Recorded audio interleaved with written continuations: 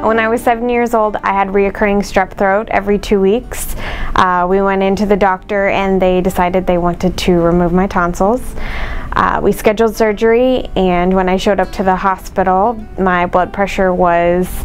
very high for a young person, very high for any person, and they thought it was just nerves, so they sent me home and rescheduled it for the next day. When I went back, I had the same high blood pressure, and they did a couple tests, couldn't really figure out what was going on,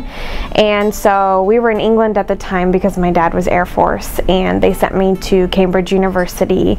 and I spent a week at Cambridge University, had multiple testing done, and that's when we found out that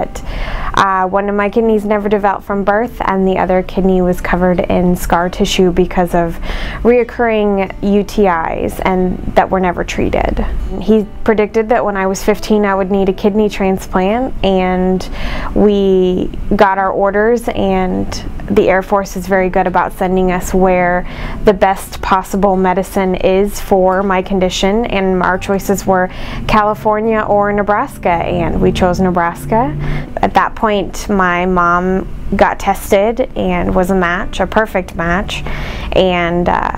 about 4 months later, in July of 2003, I had my first transplant.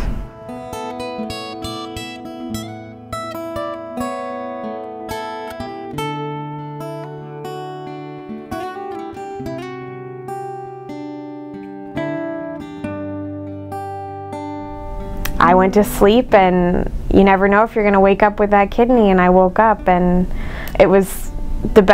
one of the best days of my life, and I can replay the entire day in my mind like a movie, and I hope I never not am able to do that because it was an amazing day. You know, I have these gut instincts of who my donor may be, and if it's a male or female, and how old they were, and